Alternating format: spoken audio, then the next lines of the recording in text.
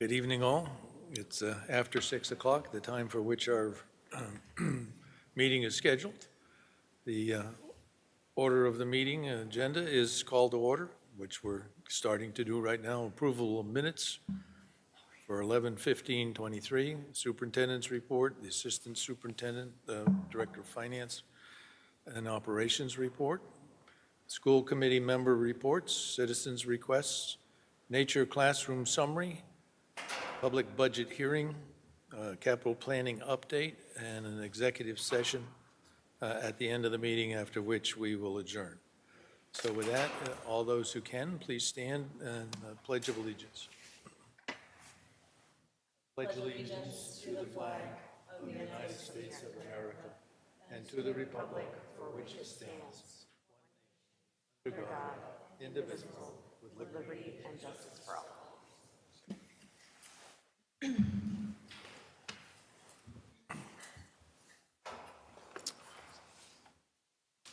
So with that, next order of business is the approval of minutes from the meeting of November 15th, 2023.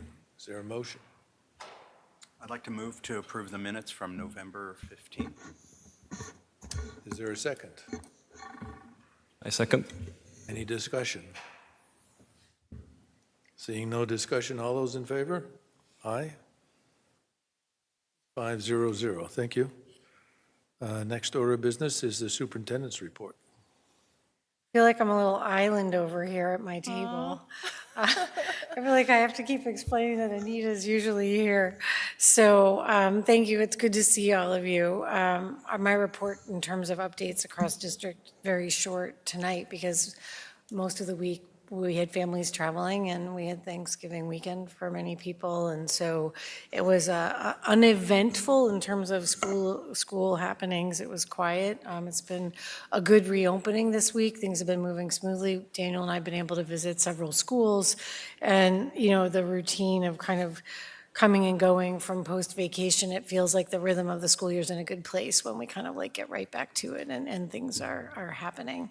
I want to highlight that Anita Patel, our Director of Finance and Administration, is still working remotely from home.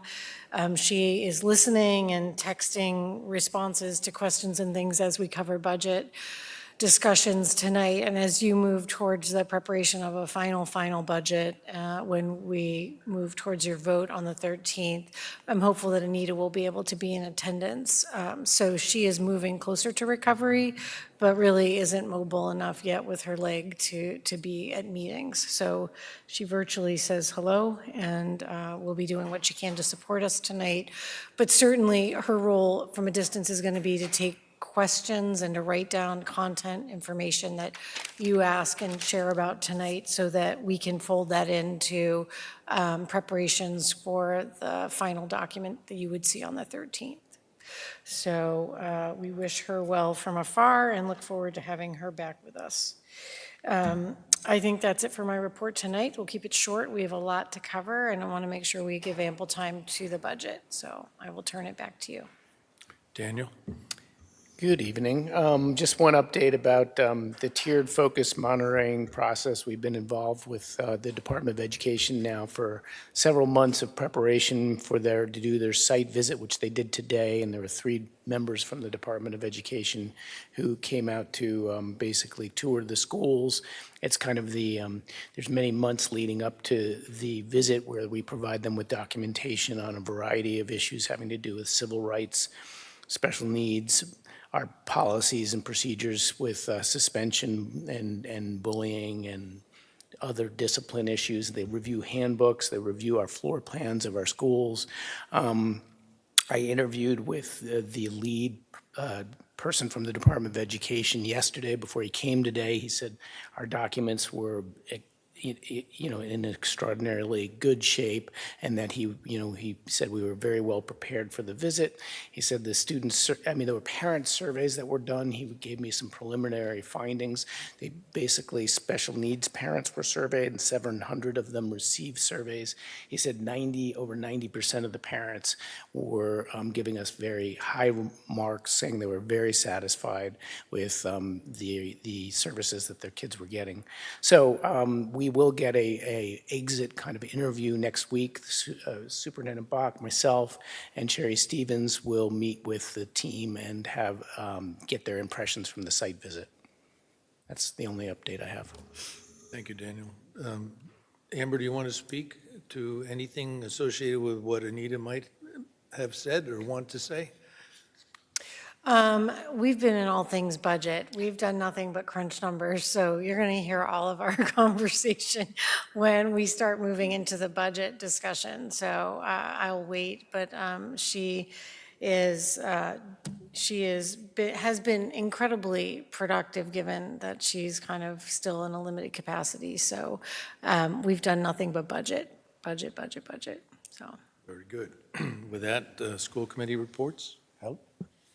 Yeah, I would have to agree that everything is running very smoothly after Thanksgiving break, and we're all very excited because the winter sports season has officially started. Well, I only want to say congratulations to the girls volleyball team for defending the Division II championship. And also say that I attended the football game on Thanksgiving, and it was wonderful to see our community celebrate and to see a win. I haven't seen that for a few years on that day, so it was great to see. Other than that, not much to report. Thank you. I just want to report that Steve and I met with Superintendent Bach and Anita, our Director of Finance, and some of our FinCom representatives to preliminary review the budget with them. Got some good questions. So it was a great meeting just to kind of think about the school budget and where we're at with that. So that's all I have to report. Very good. Nothing to report tonight. Sarah? Nothing to report. And I guess I'll just mention that we're now in the budget season relative to ourselves as well as the rest of the town, which culminates towards the end of December on the basis of what the town charter says that we must do in terms of budget process in anticipation of the town meeting. And so tonight's budget hearing is part of that process. As was just stated by Kristen, that we have had some discussions with the Finance Committee as well as, within the school administration associated with the budget that will be presented tonight.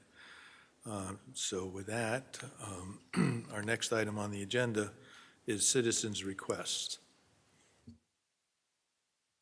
Okay, before we get started with citizens' requests, we always read the policy and share the policy with you so that everyone is clear about how it works here in Westborough. You must be a current resident of Westborough to participate in citizens' requests. Speakers can address the school committee about issues within the school committee's purview and authority. Something else I want to state is that our policy shares that the public comment segment shall not exceed 15 minutes. That's in our policy.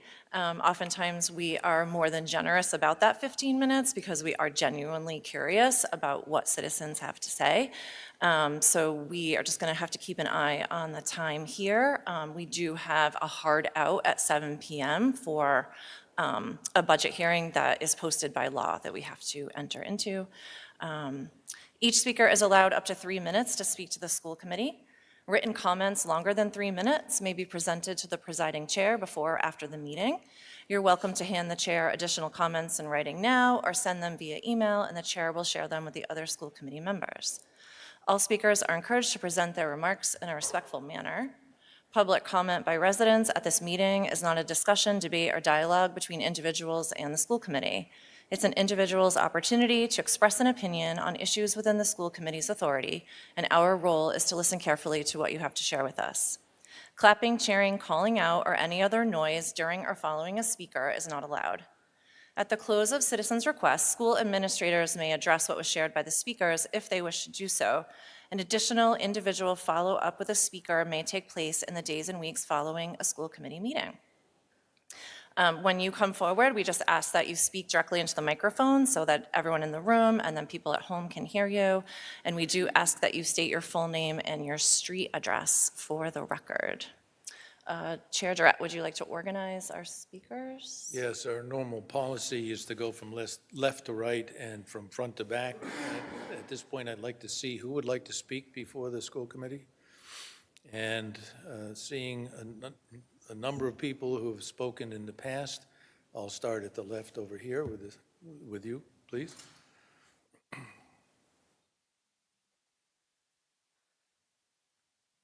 Thank you. Can you hear me okay? Yeah, that's great. Thanks. Wonderful. Thank you. My name is Lisa Bombardieri, 3 Treetop Park, and thank you for the opportunity to speak here tonight and for the work that you do. I am the mother to 2 beautiful biracial girls who have attended school here in Westborough for the past 4 years, and I am here with others to implore you to stand up to the bigotry in this town, but I am also pleading with you to do more, a lot more, to address the pervasive, ongoing, and serious incidents of racial discrimination, harassment, and hate speech in this district. 3 minutes is not enough time to outline all of the incidents my family has endured in our 4 years here, but I'm happy to provide you with copies of my multiple emails to teachers, administrators, and Superintendent Bach outlining many incidents of racial insensitivity in the curriculum and the district's repeated failure to address racial harassment, discrimination, and hate speech. After every incident, I've spoken with teachers and administrators, and I always get the same response. We're sorry, that was a mistake, a misunderstanding, a miscommunication, and we'll do better. But it has only gotten worse. 3 weeks ago today, my daughter at Mill Pond asked another student to move out of the aisle on the bus, and he turned to her and shouted, "You effing N-word." This is hate speech. The bus driver heard, other students heard. The vice principal was immediately called over, and after speaking with both children, they were both put back on the bus and sent on their way. And in the 3 weeks since then, what has been done? No counseling or meaningful follow-up for my child or the other children on the bus or children who have heard about it. No notice to any parents at the school. No training for any teachers to facilitate class discussions about this. And no reporting of this hate speech to any outside agencies that could assist the school in dealing with this. What message does this send to other students and to the other families of Black and brown children in this school? It sends the message that the school does not publicly support them, does not respect them enough to tell them what's been going on in the school, and that the school is more concerned with avoiding negative press, and that they have repeatedly failed to take a public stand against hate speech, and ultimately have failed to protect all of their students. This is not only wrong, this is unconstitutional. And this message that my daughter has taken from this is that the school won't protect her and nothing will change. Every day she has friends struggled with being bullied, called gay, and other slurs. This is not the first incident, and unfortunately, it won't be the last. This district needs to do much more immediately. Every day that the administration spends strategizing but not actually making real changes and hiding these incidents is another day that children like mine are subjected to hate and discrimination at school. Thank you very much. Thank you. Who's next?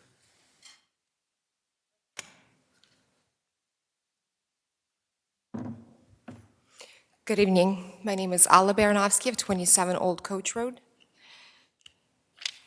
Dear professionals, volunteers, members of the school committee, I find myself tonight in the strange position of being here simultaneously to support you, facing some of pretty harsh remarks from some of the local community, while also asking you urgently to please do more. There's a crisis going on in Westborough Public Schools. Perhaps this crisis is unsurprising, given some of the parental rhetoric that we see and hear in this very meeting hall. In Westborough Public Schools, children are committing hate crimes against other children. According to the U.S. Department of Justice, hate crimes are crimes that are motivated by bias against race, color, religion, national origin, sexual orientation, gender, gender identity, or disability. In Westborough Public Schools, students subject other students to verbal assaults that use racist profanities. As well, they deface school property with racist slurs. In addition to hate crimes, children subject other children to bias or hate-related incidents. While these incidents do not rise to the level of a crime, they do not allow for a safe learning environment for the victims. What is the extent of our responsibility as adults, to provide a safe learning space for every child, as they ride on the bus, as they eat in the cafeteria, as they sit down at a desk to do their math work? We cannot take a child out of a family where they hear their own parents spew hate over dinner, but we can take a strong stand as a community against hate crimes and incidents. What I'm about to ask you, this is not the first time I've asked you for this, and these are not controversial asks. I'm not asking to expel the perpetrators. I am asking for very, very basic initial steps. Number one, an immediate formation of a task force that would develop a transparent crisis intervention plan to address this crisis, that would involve documentation of all steps taken to address instances of hate speech. Number two, arrange for professional mediators and identity counselors to address children and teachers and staff at schools in Westborough. Number three, counseling for victims. Number four, training for teachers to guide discussion in the classroom after these incidents, as well as school assemblies after the fact to reaffirm the stand that we're taking. Number five, a clear and diligent reporting of data on hate crimes and incidents within districts and out to organizations like ADL. Above all, perhaps the easiest thing that we can do now is start asking other schools in the area, Wellesley, Shrewsbury, Northborough, all of them have protocols to address hate crimes and incidents in the community. We have run out of excuses to not do the same. Thank you. Thank you. Who's next? Boyd?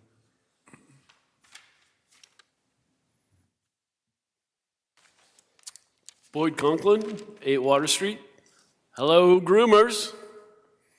Why the backlash against wokeness, also known as disgust with DEI? The worm is turning, if ever so slowly. Of the 659 series regulars to appear in scripted primetime broadcasts during 2022-2023, 70 were LGBTXYZ, according to GLAAD. 22 fewer than the year before. For the Oscars Best Picture next year, there are diversity quotas. Sarah McCabe, who spoke at the last school committee, the head of Wayside Youth and Family Services, had been promoted for marketing. Obviously, this transgender business is an up-and-comer cash cow for her organization. Sarah has a transgender parent support group run by a transgender with 2 transgender children, which leads right into trans housing by proxy. Parents' personality disorders driving surge in trans kids. Sarah McCabe claims gender-affirming care. Medical interventions save lives by reducing suicide tendencies in youth. The same Kool-Aid the school committee and Westborough schools drink. Playing a role in a sudden rise of transgender children may be trans housing by proxy, a term coined for narcissistic parents who push so-called gender transitioning on their children. Some experts say celebrities are increasingly in the limelight with announcements about their children who come out as transgender or non-binary. Non-binary individuals identify as neither male nor female. Trans housing by proxy isn't an officially recognized psychological condition. It's play on an official condition known as Munchausen syndrome by proxy.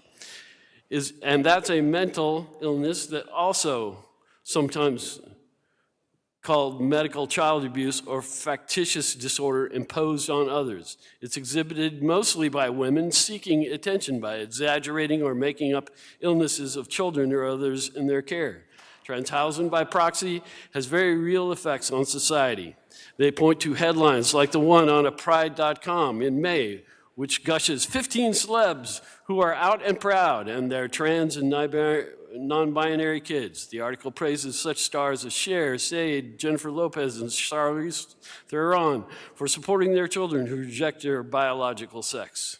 Some psychiatrists say parents are to blame in some cases of gender dysphoria. Another article by Pink News details how United Kingdom television stars Carrie and David Grant claim 3 of their 4 children are transgender or non-binary. Mrs. Grant is a singer and voice coach. Her husband was part of the 80s band Lynx and worked with groups such as Spice Girls. The couple told the publication that they had discussed alternative gender identities before their children Time came is up, out. Sir, Thank you. second row, yes, ma'am.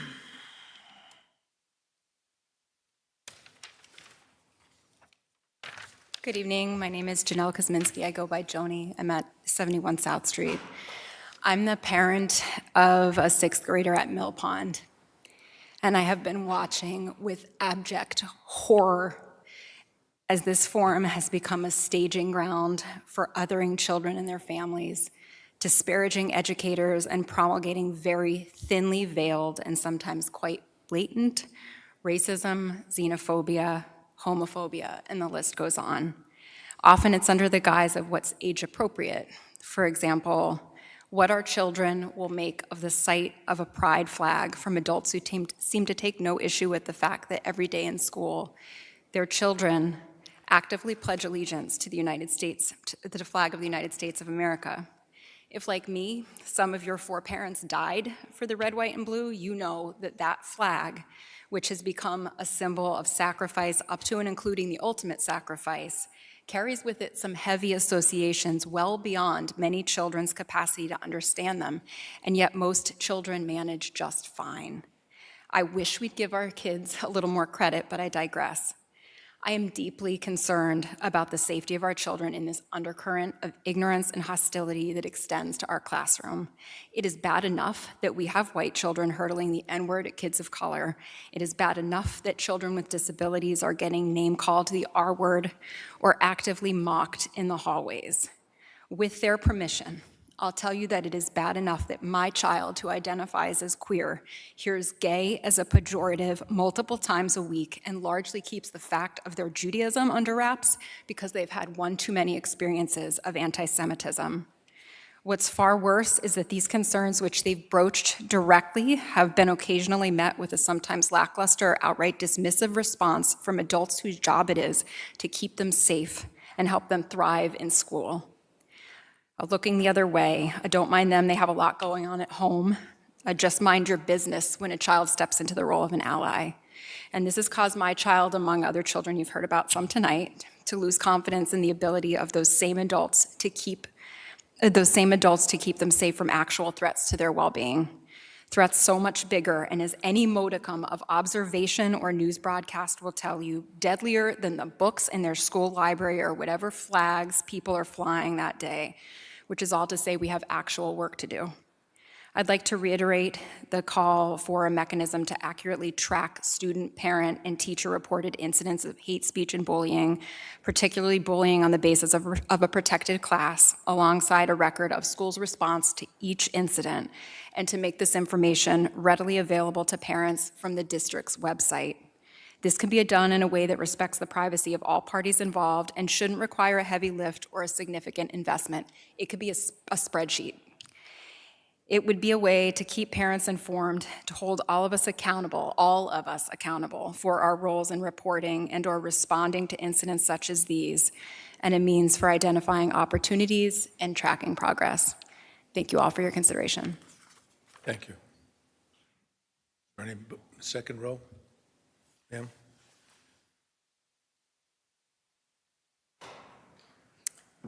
Good evening. Felicia Vatesman, 27 West Street.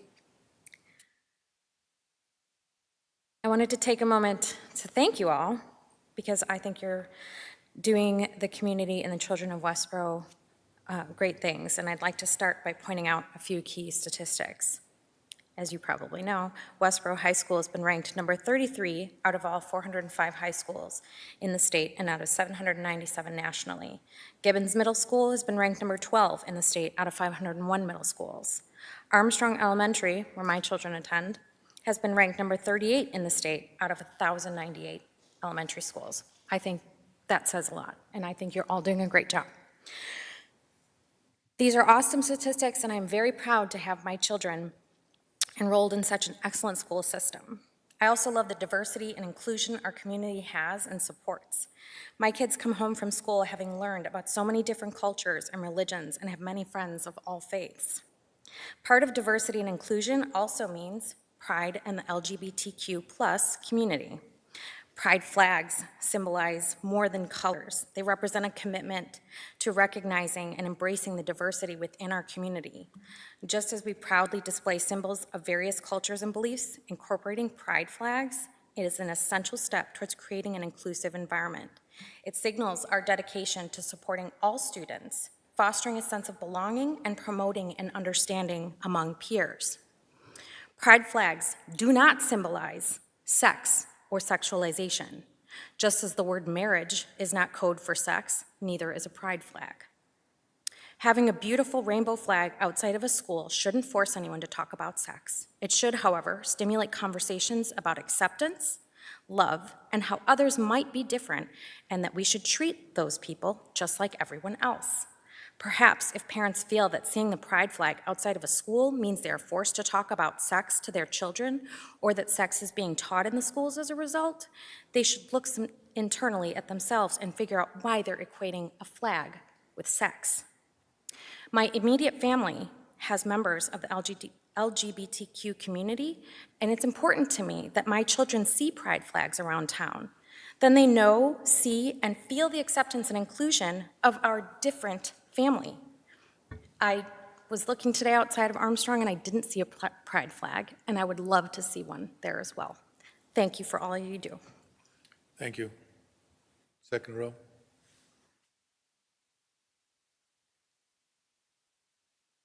Hi, everyone. My name's Kim Ferris. I'm at 3 Old Stonebridge Path. I have a son at Armstrong Elementary, and I just came to say thank you. He's having a great experience there.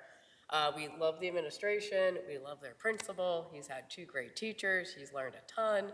And I think this school committee and the administration is doing a fabulous job. And I think they do a good job with inclusion. You know, I asked him the other day, we're watching a Bluey, and it was about bullying. And I said, does that ever happen at school, honey? Does anyone call you names or call anyone names? He goes, no, there's no name calling at Armstrong. You can't do that. So they celebrate differences, and I think it's great. So I just came to say thank you, and thank you for your service, because I know it takes a lot of time, you know, out of your family to do this. Thank you. Mr. Savoy.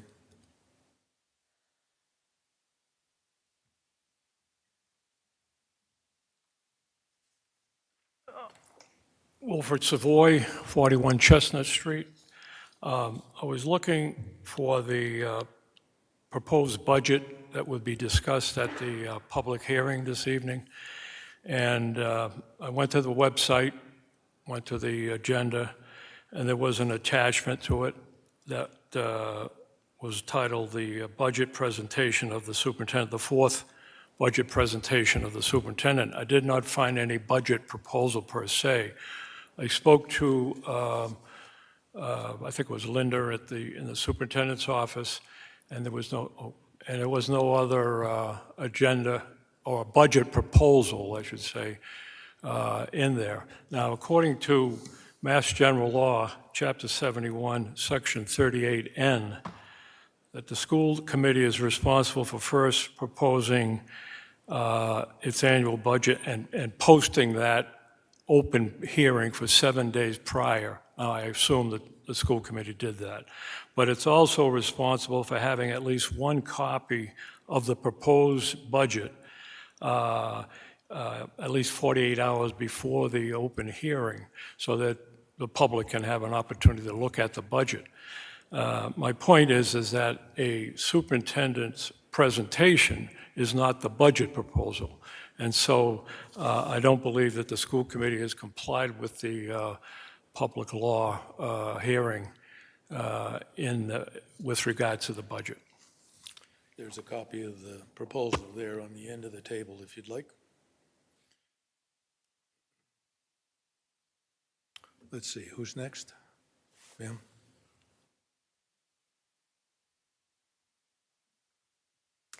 Hello, Carrie Walco-Henry, 70 Milk Street. I have 2 children in the Westborough public school system, but I'm not speaking here tonight as a parent. I am a licensed mental health counselor and certified child life specialist, and I've worked with children and teens and families in a variety of settings for over 15 years. I first want to acknowledge that there is always room to grow and progress to be made, and that is most certainly true here in Westborough on a number of levels. Some of what we hear tonight from families. But I also want to say that our school is absolutely at least on the right track in terms of health and sexuality and gender diversity support. A couple of weeks ago, I wrote an email to you, the school committee, expressing my appreciation of your continued and unwavering support of the student LGBTQ+ community, and I'd like to read it here today. It's so important that students feel safe and included in school, a place where they spend most of their days, and that these spaces continue to be inclusive. We all know that LGBTQ+ youth have a significantly higher risk of mental health conditions and suicidality. To be clear, this is not because of their gender or sexuality. It is because of the discrimination, marginalization, and hate they receive from others because of who they are. We also know that there are certain protective factors that we can put into place for these children and teens to make schools a positive and inclusive environment and have a positive impact on their mental health. For schools, these include a supportive environment and adults that these students know that they can trust. A 2022 report from the Trevor Project found that only 37% of LGBTQ+ youth identified their home as an affirming space. This statistic unfortunately makes it even more imperative that our community works to make sure that our schools are LGBTQ affirming spaces and that they stay that way. Thank you for supporting gender diverse students and for providing appropriate and necessary education and support around sexuality. Thank you for encouraging the display of rainbows and pride flags. Thank you for the inclusion of GSAs and after-school activities and clubs. Thank you for participating in Pride Weeks. Thank you for supporting and encouraging the use of pronouns and for modeling that for students who may not get that inclusive message at home. Thank you for telling our students that they matter. Please continue to do so and know that you have the support of most of the Westborough community behind you. Thank you. We'll take one more speaker from the third row on the left, if there is one. Please come up.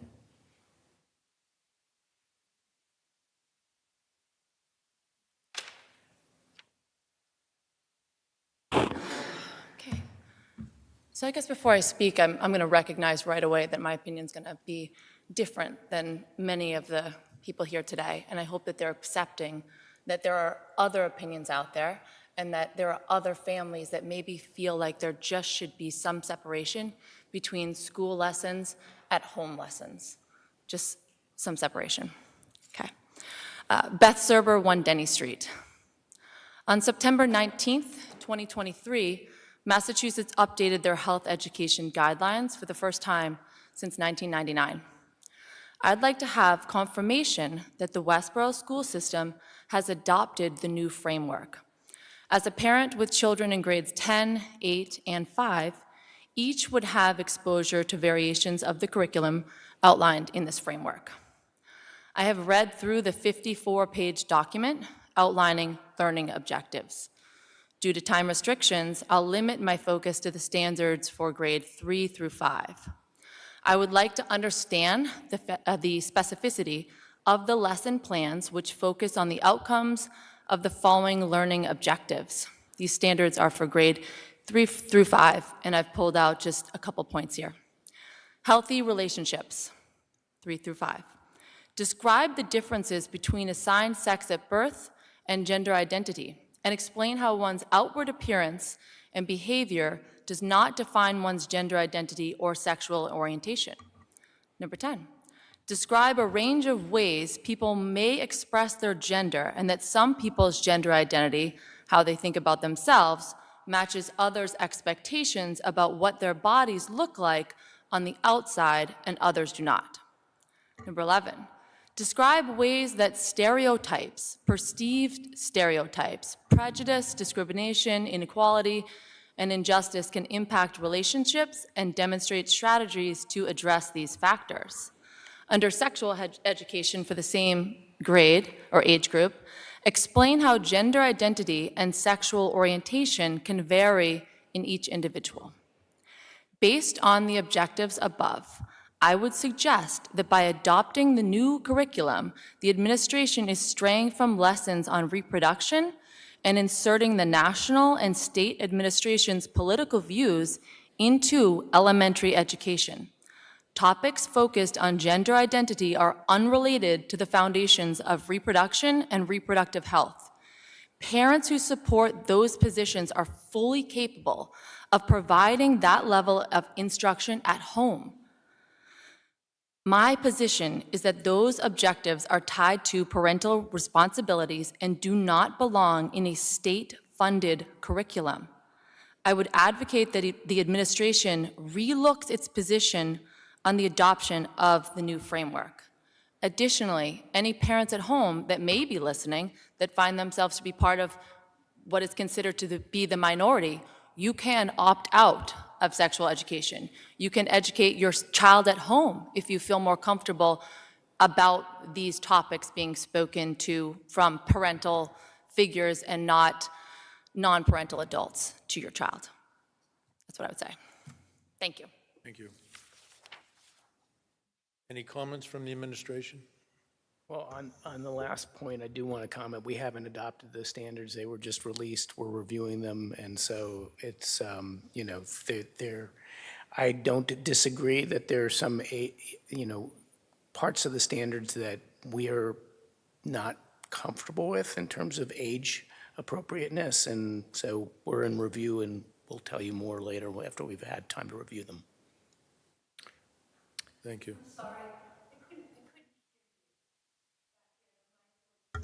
The standards have not been adopted by the district in large part because they're new and also because we always look very closely at the standards to make sure that they are age appropriate for our students. So I'm just saying that I appreciate the comment and want to clarify the comment pertains to brand new standards that were voted on, I think, a month or two ago by the state, and so, you know, they're not the Westborough Public Schools standards. Are we done with the public comment piece We're done with the public comment. Okay, so do you want to? Amber? Yeah, I was just saying, I'm trying to sort my notes appropriately. So I always begin with acknowledgement and thanks for the people that have come out to participate in the process of working with us as a community around the education and support of your children. We recognize that the process of communicating what we're doing and how we're working is complex, and we do our best to make sure that we're trying to communicate effectively in the right forums. I want to acknowledge that the room houses everybody in the Westborough community and that umbrella is very large, and that we are always working as a public school system to meet the needs of all of our families. And that obviously has a range of complexities, and it's important that we continue to strike the balance. I feel incredibly proud of the decisions we make in Westborough, and hearing the range of feedback that some people feel that they can see, one, that we're doing aspects of our work very well, and that every district, every individual, and every human who's working in this district has areas of growth and change that they need to make, and that we have areas where we need to improve, and we have areas where we're demonstrating immense strength. I think you hear both truths in both experiences that happen in the Westborough Public Schools.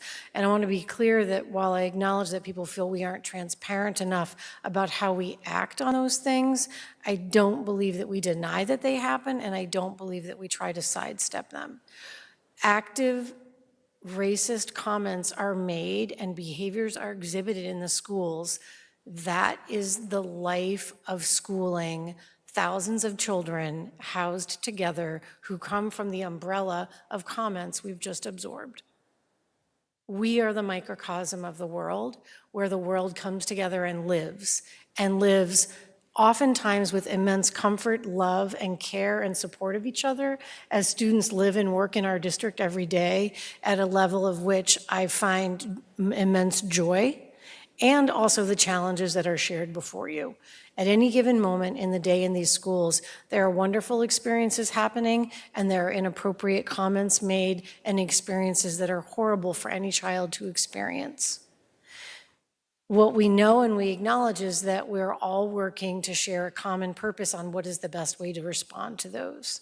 So, when we come together in a public forum, the amount of detail I can give you on each of those experiences varies, but I want to acknowledge that it is not our goal to sidestep those, it is not our goal to hide them, and it is not our goal not to respond. I think there is always a discourse around when did we respond appropriately and have we met the expectations that we feel we responded appropriately and we've communicated effectively. I want to acknowledge a couple of pieces I appreciate. I think that Daniel acknowledged to Beth's comments regarding the health curriculum, that we review curriculum carefully. We don't just absorb state standards. We select those that we feel merit the instructional integrity, that we bring them into the district and we build them into the model of our work using curriculum choices that we vet and value. So as we review that, if there are changes that are going to happen in the curriculum, you get annual updates and reports from us, and those things would come forward in the public forum. I appreciate the acknowledgments from families that we're working hard and that we have growth to make. I feel terrible to sit here with children in the room who feel that they have lost faith in the schools and that we don't care about meeting their safety and instructional needs, and I apologize to you. I can say that while I might feel differently that we didn't do anything, I acknowledge that you don't feel well communicated with, and I'm sorry about that. I want to acknowledge we have met actively with Ala, and we've worked with her around some of the topics that she has voiced, and I don't believe that we are hiding things or not trying to be transparent and to take active steps forward to fight bigotry, hate speech, and racism.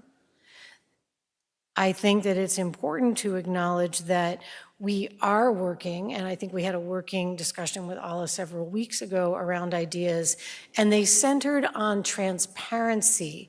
And I think there's important pieces here to acknowledge that reporting and transparency are important, and there's also the fact that families across the spectrum of these experiences have different hopes for how we respond and how public those things should be.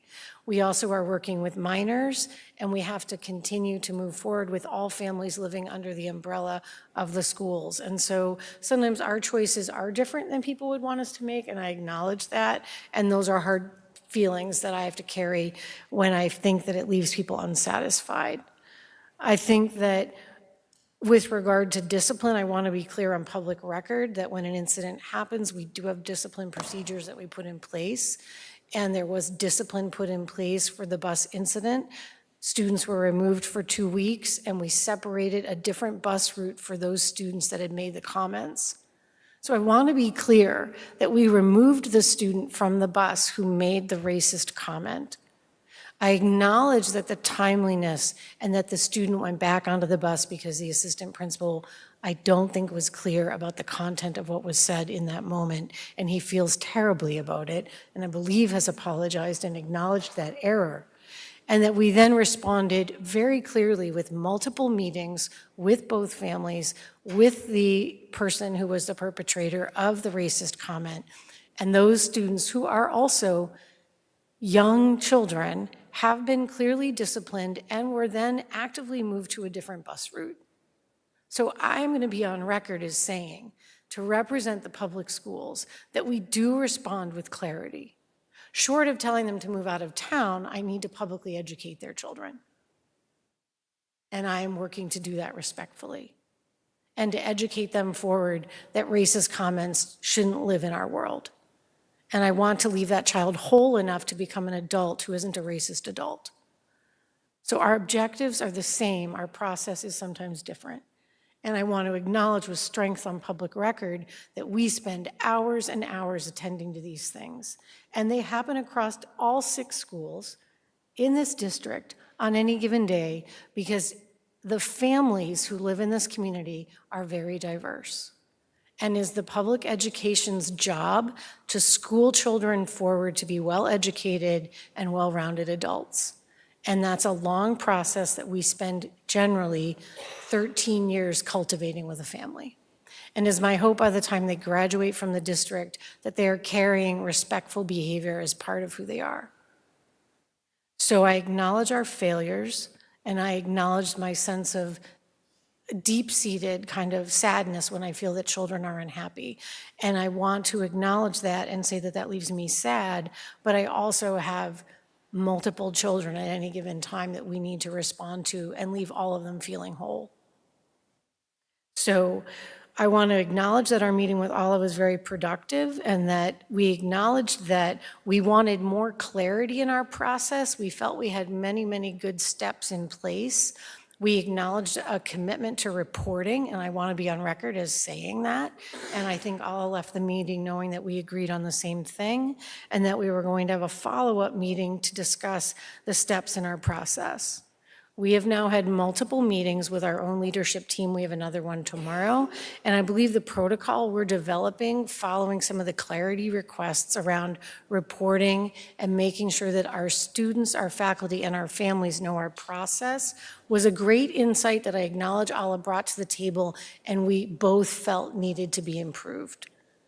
So I want to be firm on record as well, that we are working incredibly hard in this district around all of these goals. That doesn't mean that it is going to be easy. That doesn't mean that it's going to be comfortable. And that doesn't mean that we still don't all need to live together. So that's my record for tonight. Thank you, Amber. You're welcome. The next item on the agenda tonight is Nature's Classroom Summary.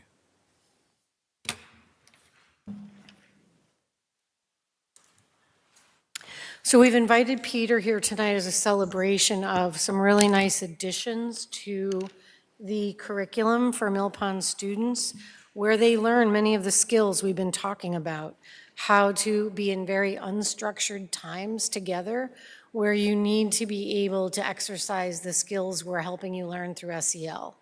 So as we look at the importance of what we bring to families, there's layers to this work. And so, you know, when Peter came forward and felt very strongly that part of the practice of educating well-rounded students was opportunities for them to be engaged outdoors, but more importantly, to live together in community in unstructured times where they're having the active practice where all of those social emotional skills we're teaching in the classroom come into play. And you see them then developed live on the ground with students who are, you know, on an overnight trip, spending multiple hours together and learning and living with each other in immense, I think, in this case, joy. I'm sure there wasn't all joy, but I believe that the opportunity for them to be together was a very positive experience. And so I wanted to bring Peter forward here because it was a pilot, and now we're in the assessment phase, and we need to take the feedback from everyone and see how we would change the trip, you know, if we continue it, and what those next steps would be. So welcome, and I'll turn it over to you. Thank you. You're welcome. I wanted to start off by just thanking the entire school committee and administration for giving us the green light to go with it, go ahead with this trip. It was an absolutely huge success. I think if you ask pretty much any one of the sixth graders or even the staff members who attended, there was an incredible amount of joy and an incredible amount of learning. And I don't think, you know, a lot of times, especially with experiential learning, it's not always noticed on the spot. And I think, you know, some of the ways that Amber just put it now, with just the interactions, the spending time with people that you don't usually spend time with in a area where you're not used to being, causes for different types of bonds to be built. And it's interesting that you can already see it on the playgrounds. You know, you can already see students talking who weren't talking before in the lunchroom, and they probably don't notice. But there's a common bond that was built, whether it was on the bus ride down there, or if it was during some of the different activities that they were doing there. It really does, experiential learning really does bring that kind of immersive atmosphere into learning, where a lot of times students don't even know the social emotional skills that they are practicing. And Nature's Classroom does an amazing job with highlighting it. You know, they do take the time to talk about team building. They do take time to talk about relationships with each other as well as with nature, and give the kids time to be reflective about it. And they do incorporate that also with a lot of fun. So I've provided some pictures. I'll kind of click through them a little bit, but mostly I know I wanted to come back and thank you, but also to show some of the wonderful images from the trip. Then one of the best things about this trip is just the amount of different experiences. I keep saying the word experiential learning, but the amount of different things that the students are exposed to during this short period of time is impressive. They have, they have their bunks that they stay in, they have free time, they have that bus ride that I talked about. We took a trip to the beach. There was nature learning in the woods. There was different groups where they had teamwork, kind of group teamwork activities. And then there was meal times, which were actually, they were pretty long. But the way the students were organized during meal times also provided for them to have conversation, and those were very structured. There's oftentimes a lot of adults that were leading just, friendly conversations during mealtime. So all of those different environments that the kids were exposed to in different times really created a lot of a lot of joy, but also a lot of just different interactions that the kids were can be. And you can just kind of see a range of them here that we've put, that they had the one in the bottom right corner where they had a little hammock area that the kids could go to during free time. And it was one of the more quiet spaces. I don't have some of the pictures of the Gaga pit and the basketball courts where it may not have looked that peaceful during the free time. But it was definitely filled with joy. And so you can see there, and then they had a lake and the woods, and then the top left there is some of the exploration that was being done at the beaches. This has kind of, this page, we put in a bunch of the pictures that include our staff members. You can see them included in a number of, and their staff members, included in a number of the different environments there. The cabin groups grew pretty close over the time, even though we did not spend a lot of time in the cabins, and I know there's a lot of talk about who's in whose cabin. I think the kids kind of quickly realized that there's actually not that much time in the cabins, and you're actually spending more time out and about doing different things. There's a outdoor cooking class that's going on there, in the one that has a little bit of smoke in it. And then you can just see some of the different interactions between the staff members and the students. Some of the highlights of the trips, and I just kind of touched on a bunch of these, but one of the, I'll just talk about a personal highlight, is we had a student who's recently moved to the United States and had never seen the ocean before. And so it was quite an amazing experience to see this student when we first walked up to the beach. They, without hesitating, and I think without permission, rolled their pants up above their knees and went and got their, all the way up to their knees wet. And you could just, they were facing the other direction, but you could just see kind of from behind, you could see the excitement and the exuberance, and he started reaching down and playing in the water pretty quickly. So just, a memorable experience for him, but also for all of us to be able to expose students to things that they have never been exposed to before. The classroom, you can see another one of the, at the beach there, they kind of, there was classes going on at the beach that were talking about the different tide pools that were there, the different wildlife that was there. And also it was interesting because one group went during lower tide and one group went during higher tide. So it was actually a nice conversation about how different one environment can be, especially if you've been to the Cape during the in tide and out tide. So they definitely got to have a little conversation about deeper understanding of our environment. Curiosity was definitely a piece that was, there. The wonderful questions. I think sometimes our sixth graders at Mill Pond, we look at them as being so old, I guess, for us. And they're they're the leaders of the school. They're the ones who have the most responsibilities. And it's always amazing to me when you take them away how young all of a sudden you see they are. And I don't mean young in immaturity, but I mean young in curiosity, and just how all of a sudden they were picking things up and just exploring them and it wasn't a phone, it's not a iPad, it's a horseshoe. It's a horseshoe crab. And they're exploring it all together. You can see 4 of them there gathering around there, and it was like the most fascinating thing on the planet. And then all of these other kids, right after this picture was taken, you saw like 10 more students gather around behind them. And the same thing was when we were doing the nighttime exploration, doing hikes in the woods and doing they did little games in the woods. They did a little thing that helped you kind of throw like a javelin. I apologize to the guy that led the course. I don't remember the name, but it helped you throw a javelin further. It was a little device. Addle. Yes, that's it. So the kids got to see how those were made and built, and then got to practice throwing them. So there was so many just different things that sparked my curiosity, let alone the students' curiosity, and it was really nice. And really one of the biggest pieces of it is that we really want and we've talked about it through different ways in Westborough about how can we really get our students' interest in nature and interest in the world around us. And there's no better way to do it than being in it.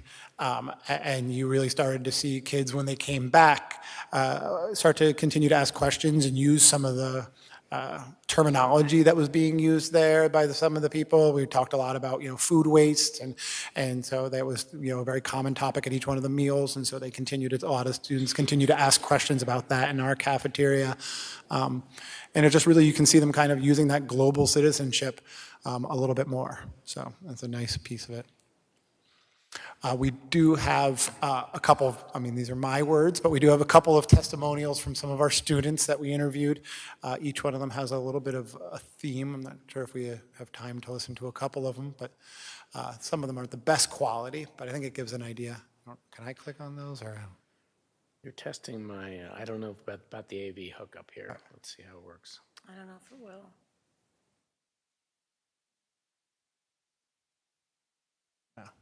Okay. Sorry. No problem.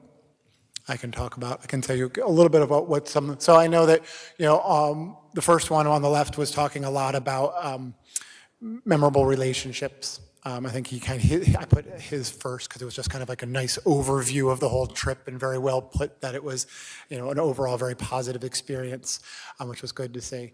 The girl on the left talked a lot about the different activities that we did there and kind of went through why each one of them was fun, and gave kind of almost like a little recap of the trip. And then there's 2 more. And I believe I don't know if it goes, there she goes. And then these 2, we had, again, the boy on the left talked significantly about relationships and about being in the bunks and meeting people on the bus ride down and different people. And the boys on the right talked about the food.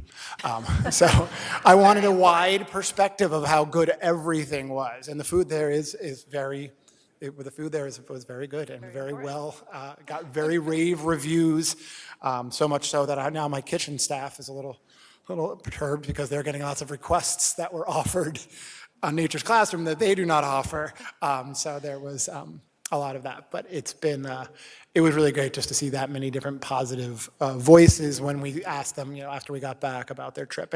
And through one of my favorite things about asking the informal kind of survey that we've done with students, and we did a more formal survey with our staff to kind of get input on how we can improve. But the informal stuff we've done with our students it's really incredible because they all have a different thing that was their favorite thing, which is great. It's nice when you do a trip and everybody loved one thing, no matter where you go. But when you go on a trip and everybody loved a different aspect of it, that really kind of makes me feel like it's a really well-rounded trip that kind of hits different people and different students in something that they were looking for. So we are already excited. We're hoping to make this an annual thing of some sort. We've already, Nature's Classroom, as good business people they are, have already reached back out to us and see what our interests are. And we're kind of asking, as I said before, they have lots of different options. So we've kind of already explored with them different options that they may have and how we could perhaps do this again. So I, again, just wanted to thank you, and I'm happy to answer questions on behalf of the students. We have 2 minutes before the public hearing, so we have 2 minutes worth of questions. I just want to make a comment, I guess, and one question. I spoke with a few parents who were there as chaperones and with a number of kids, and all of them were extremely enthusiastic about this. They love this trip. adults and the kids, they really, really liked it. I think it was a smashing success. That was my impression from all this conversation. So I strongly recommend keeping this program, and maybe I'll join it myself next year. My only question is, do you see any room for improvement for next year based on the experience? So yes, I mean, as far as what we put into it, we had small critiques of things that we could do to make it more efficient and more, to involve the families more earlier. That's one of our biggest ones for us. We started late in the year last year. One of our things, we do it again, is start early in 2024, whether it be through fundraising or through whatever, just the word of mouth, getting people prepared. So that's a big one for us. As far as things at Nature's Classroom, we did fill out a feedback form. I had lots of little things of, that we put on critiques and things that we'd like to see them do more of and things that do less of, but nothing that, there's not one massive improvement piece. I would love to get more people to go, would be the only That's great. push I would Thank go you. for. Yeah. 7 o'clock, guys. Thank you so much. Peter. It was great to see the Thank you. pictures. Thank you very much for your time. You can take some time as well to think about if you have other follow-up questions for Peter, and we're, a year out, but we will want to book with them, and I certainly think that the quality of the program is very high with the embedded educational component, and then all of the social context that you get for bonding and building relationships with new people. It's really got so many strengths that I certainly support us continuing it. I just need to wait and see the round out of the feedback and check for blind spots. But I'm excited about where we are with that trip. And again, I think it feeds the work we've been talking about tonight on all sorts of levels. Thank you. All Kristen, right. if you, Yeah, sure. So it's 7 o'clock, and we did post a notice of public budget hearing. The Westborough School Committee will be holding a public budget hearing on Wednesday, November 29th, 2023 at 7 p.m. at the Forbes Municipal Building, which is right now, right here. And so is there a motion to enter the public hearing on the proposed FY25 budget? Yeah, I would like to make a motion. is there a second? I second. Thank you. And then I think to enter this public hearing, we'll do a roll call vote just to make it all official. So Moscow, yes. Vincent, yes? Durant, yes. Bachelor, yes. Shamsuddin, yes. Right, so now we're in a public hearing, and what that means is that it is a formal process where we discuss our latest budget overview and where we're at with that. We will call on any members of the public who wish to ask questions of the budget or have concerns or want to make a statement about our budget, and then we'll take comments from our committee members. So as you see in the heading on the screen, I assume it's up there, this is the budget recommendation to the school committee from the superintendent of schools. And with that, Amber, please start. Yes, thank you. Anita's here in spirit and texting from her phone, so Daniel will help to fill in any gaps as she contributes thoughts as we move forward. So I think it's important to look at the process and see that you have after, and we'll look at this as we kind of move into the slide. So this is the presentation where we are pulling the numbers together and starting to come to a final recommendation. And over the next 2 weeks, we take additional feedback. We take the feedback from the public hearing of the most current numbers and what it's starting to look like in terms of proposal that will be finalized. And between now and the 13th, you vote that budget. If you need to call an additional meeting, you have some space to do so. And you can also hold a meeting anytime up until the 22nd when we need to, by the charter, give the total number, not the full budget book. They don't require that. They require the increased number that we're pushing across the street. So we give them more than that. Typically, we give them the draft of the budget book along with the final numbers that you have voted. So where we are right now in the process is, and I always review the timeline a little bit so people know that the way our budget develops is in pieces because it's very complex, bringing stage of them forward to you, and we'll talk about the highlights. We'll look at the requests from WLT and where those have ended up. We will look at the current budget requests, and I'll look at areas where we've got background data on decisions that we've made, and then we'll open it up for questions and discussion.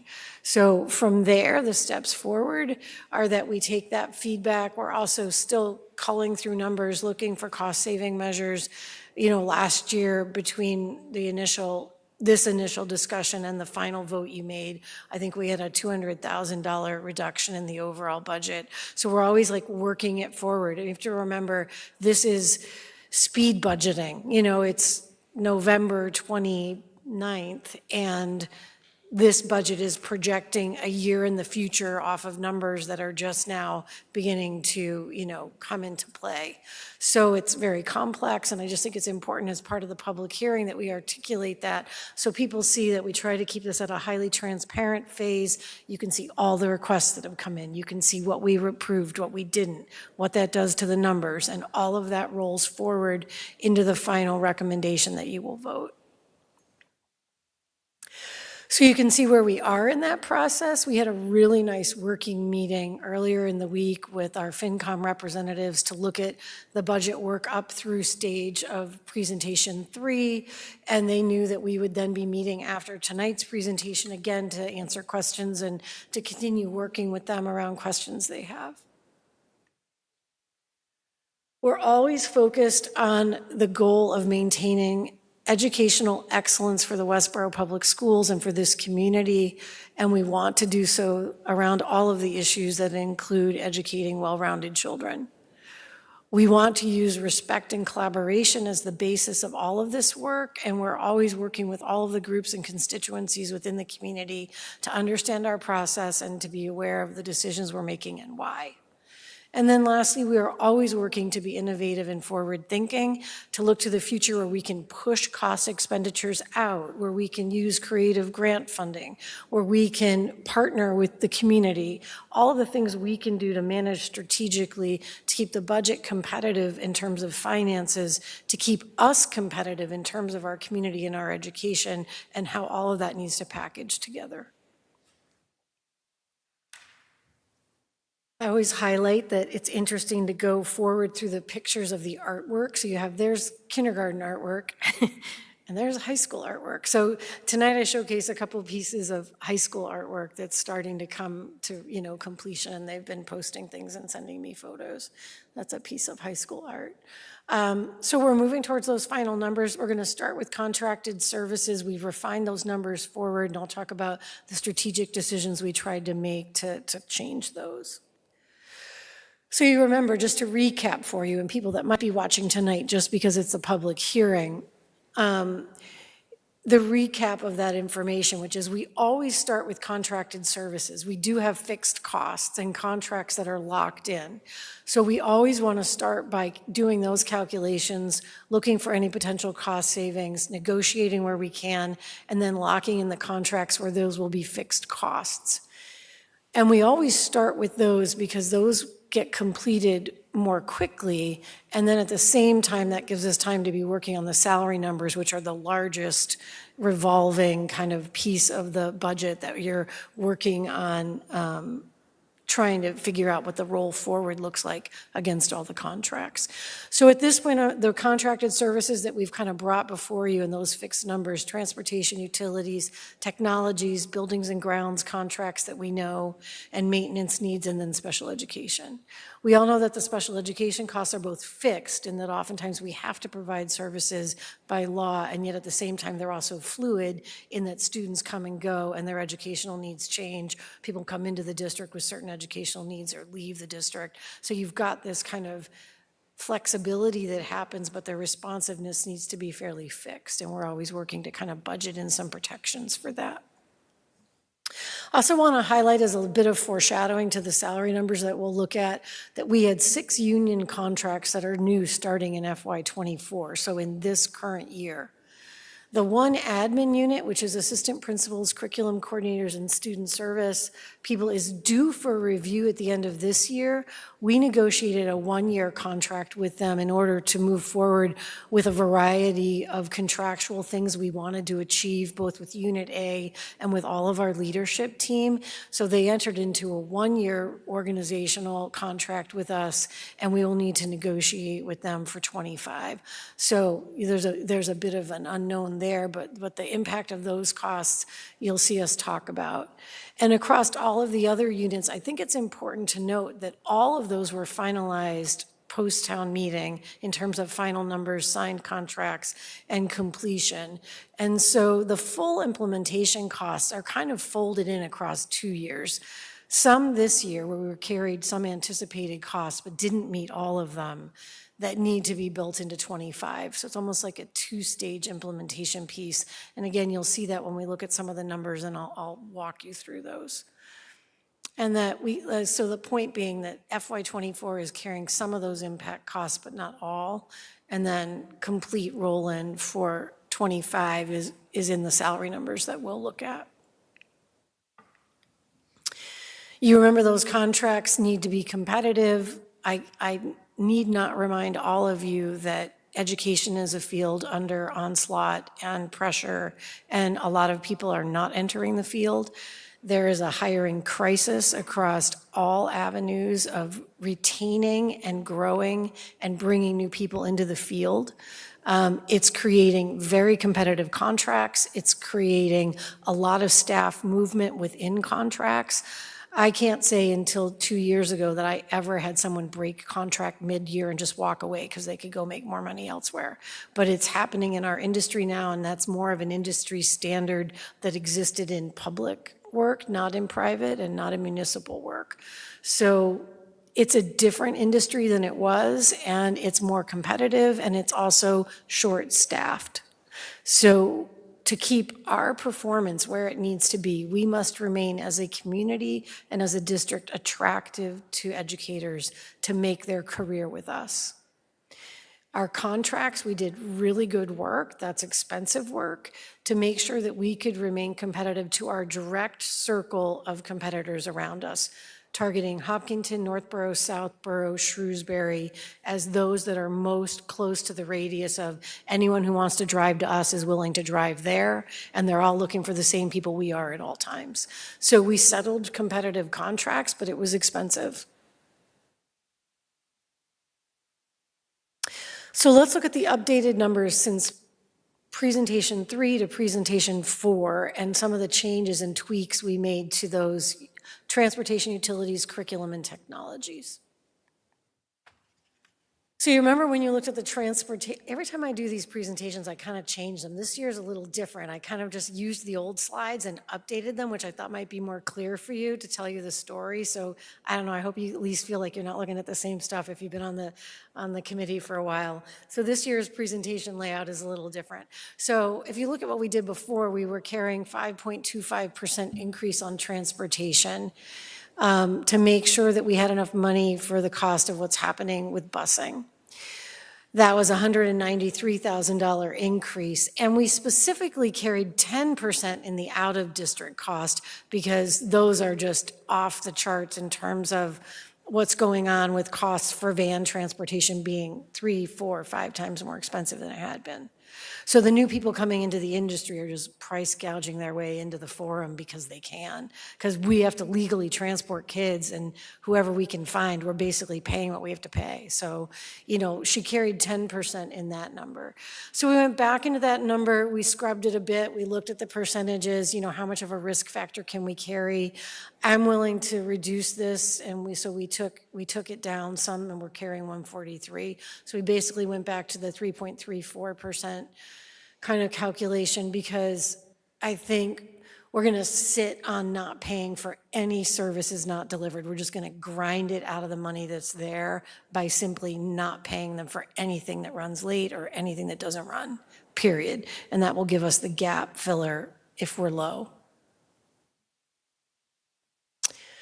Utilities. So these are pretty much lock-in costs, and they haven't changed, but the numbers changed because when we looked at the allotments for how David, the past director, had built it, he'd actually carried fuel and electricity for fails. So here's what we had before. We had a $58,000 increase, and we were carrying a phone increase, which we should carry because it's always under budgeted. But here's what we're doing with this number. We're going to level service the phones and hope to pick up any overages, with other cuts within budget.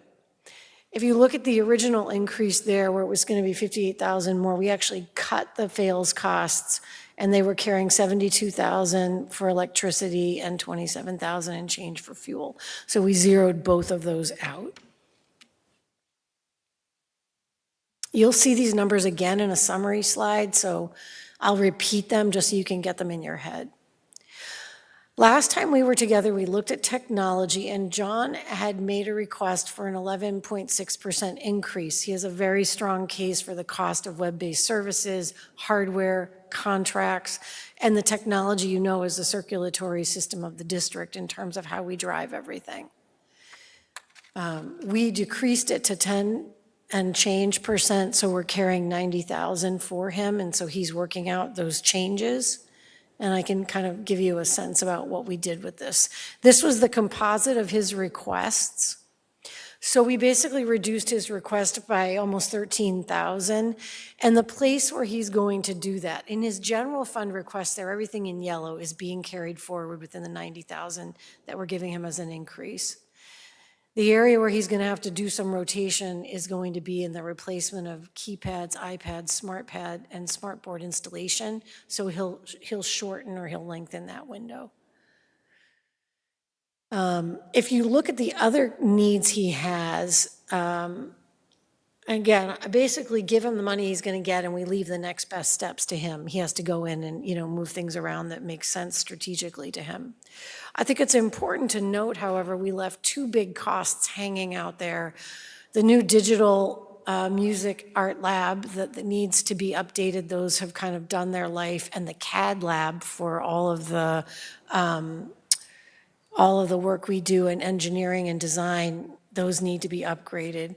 As of now, I think what we're going to try to do is go for corporate funding for those and try to get someone to help us with those.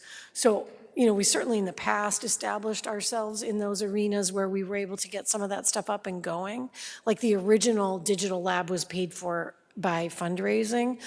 It was WETF, it was the Westborough Educational Technology Foundation. So I'm going to go back to them and see whether or not they've got funds to help us, as an example, to cover those two requests. What you don't want is a kid in high school who's trying to get their CAD skills where they want them so they can go be an engineer, having a program that's running slow or not working or can't be updated against the current software, which is where those particular lab computers are at this point.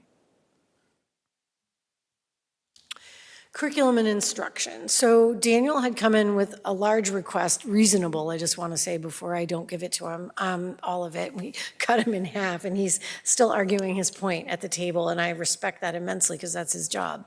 And he has to drive the district's curriculum to remain current and updated and well put together for our faculty. What I'll just summarize, and Daniel can add as needed. The vast majority of his curriculum and instruction budget has gotten tied up in subscriptions. They're quality subscriptions. They're things we want to use in the district. They're well leveraged against how we're working with students, but they basically occupy an annual rollover and increase of his curriculum allotment, and we haven't added a lot of money to his base in a while. So I want to be clear that all the new requests are carried over there, so we basically are putting 60,000 additional into Daniel's budget, and these other pieces are just going to continue to chew up the vast majority of the curriculum money he has, and I think it will have to be revisited. And again, I'm going to summarize that on another slide. Let me just interject one thing. It's not just subscriptions, it's also workbooks. Thank you, yeah. And the science supplies. And the workbooks and science, it's no surprise that inflation has become into play here, and so all the costs of these things have gone up by substantially.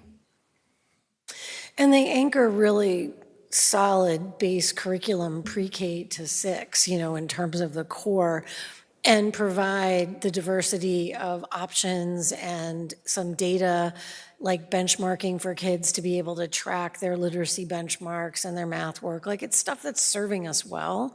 And so we will continue it, but I think these things, they're costly. So I think it's just the way curriculum is working. Whereas you could get a textbook and at least get a rotation of a couple years out of it. Now you've got everything's in software, but the annual updates are just going to continue to kind of escalate. It's just an industry standard that's changed. And I want to be clear before I move off this, just that all the new requests, again, it's just important for people that are watching. These all flow from the work we do from the strategic plan. Like, we don't just drop things in, that there's a plan and there's a process. And when we look at our strategic planning, we're doing regular curriculum reviews, we're bringing forward recommendations, we're updating curriculum regularly, we're making sure that we're using Westborough curriculum, Westborough standards, and Westborough decisions, because that's what good districts do. We don't take the core curriculum from the state. We look to the state standards. We pull the ones that we want to fold into the core, and we use our materials and our teacher work to provide high quality instruction.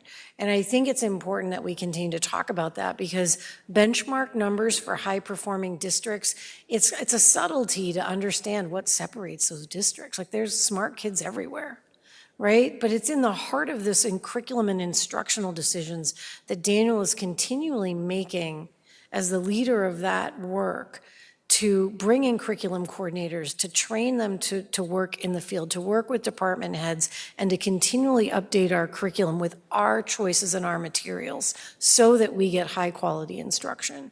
And I just think it can feel invisible when you're looking at these numbers, but you need to understand what separates high performing districts that flow into that top 20%. And it's also related to money, because you pay for it. So they ride hand in hand and they feed each other, right? We live in a wealthy community. We're putting a lot of money into education. We understand that hurts, but it also is what creates high-performing circles where you then are using quality materials and quality training. You get teachers who stay, as opposed to me hiring them 2 years after they train somewhere else, right? So those are the things that create high standards. So when you vote this budget, you're basically sustaining that work. And I just think it's important that we continue to kind of make it live for you other than just the numbers. This is the complex circuit breaker slide that captures the funding mechanisms that we use to support out-of-district placements. We want to educate every child in Westborough. We work very hard to do that. There's times when we can't, and there's times when students are programmed outside with special needs outside of the district. We organize that funding, and we get a mechanism from the state called circuit breaker that gives us some cost support for that. So you're basically paying for all of your out-of-district placements with two funding arms: budget money and the circuit breaker from the state. And whatever your gap is, you don't get more in circuit breaker, you just have to add more on your budget side. And there's a fluid up and down in that. If you have a lot of kids outplaced, you do get more circuit breaker, but you also have more cost because they don't cover 100%. So when you look at the cost, I mean, this is a complex table, but the bottom line is it boils down to you got state money and you got budget money, and what's your gap when you're building your budget. So if you look at the bottom, you can see that the monies that it was going to take us for what we needed to fund the district, right? You look at like what we got in circuit breaker, you look at what we got to fund out of district, and you basically follow the math down to the bottom. And there's two things that are different in here. There was $89,751 to the positive that could move to other funding opportunities, because the circuit breaker number, the general fund budget last year in '24 was $2,212,821,000. It's the last number there before the total. So last year we were carrying quite a bit in the general fund because circuit breaker was lower. So we had to put more money in on the general fund, and we had more students out. So you had this chemistry going on in the number. So then this year, we have a few kids back. We have less kids out, which means circuit breaker will go down next year, but we also had more budget funds in place, so there's plenty to cover out of district, and we'll actually reallocate some funds, and actually we reallocated a good amount of money out of SPED because we were well covered in the out of district. So we moved that 89,751 over to general fund offset of salaries and other costs when we built this new budget. And you'll also see that we zeroed out the 400,000 we were carrying in unassigned tuitions. I just want to caution you, that's always a risk. At the same time, for years, I mean, this is my 10th budget with you, it's only been 2 years where we delineate. Last year and this year would be the first time where we had carried funds for unanticipated tuition that we just built into the budget cost. It's a smart thing to do, but when you're looking at the complexity of this year's number against the contract needs and the hit on salary, I'm just looking for ways to bring that number down. So we're kind of measuring risk, right? So we're going to take that 400,000 and push it against salaries so that we can bring in a smaller number in terms of our increase. So that 489,751 shifts over to salary allocation. How's everybody doing? I am not an accountant. This is the part of the, I am not a financial analyst. I am not an accountant. I'm an educator. And I'm also not an engineer, two things that you do when you're a superintendent that are very strange. Anita has not texted me to say that I've blown it up yet, though. Daniel, how are we doing? No text. All right, good. No text from Anita's good. All right, so let's do a little analysis of what I've all been talking about. I then put them into these summary slides for you and say them again so you can kind of draw yourself into closure here. So the cost controls that we did for operation and management, we reduced utilities at fails, that was the 99. We reduced transportation, that's the 50. We limited the increases that technology requested and curriculum and instruction. But given that those are strong, viable needs for the district, I'm just reflecting that number to you because you'll see it in the future. Like we shorted two very key departments in requests where they feel they need to grow their budget to meet our needs. We met both of their needs some. I'm not feeling that our district is at risk with that, but you can't do that over and over and over. Okay, so I'm just calling it out and I want you to see those numbers. I think lastly, it's important to know that we leverage grants and revolving and requests as well to do some offsets and to always be working to leverage those grants that are stable enough for us. Again, we get different types of grants, competitive, and you get, what do we call them? Entitlement grants. Entitlement grants come in every year. You can put salary against those regularly, and we do, because you're going to get them annually. And they don't tend to go down, they tend to go up. So we use entitlement grants like IDEA, the SPED grant, the Title III grant, all of those to put staff on to provide those services. And I have a slide on that. Again, good high school artwork, that's a montage of things. And so here's where we are with the summary of everything I've just walked you through. So you can see we level funded all the schools, no new money for anybody. Student services actually went down 171.5, and they're 25% of the budget. That's not, we're not, I just want to be clear, no one on record, like we are not shorting special education funding. We are highly dedicated to special education. We comfortably commit the funds it takes to educate those children. I would do it at any given moment, and we do. This year we just have the advantageous growth of circuit breaker by about $200,000, and look, there's $200,000 we move into the fold. Curriculum and staff, you see that's the $60,000 we gave Daniel, the $90,000 we gave technology, and then you see the transportation, we cut that down from the 190 to 143. So these are summaries of all those numbers now plugged in, and you saw that the cut to moving the fails costs out actually lowered facilities by 41,000. So all in, the only operational cost increase for all of that is the 80,434.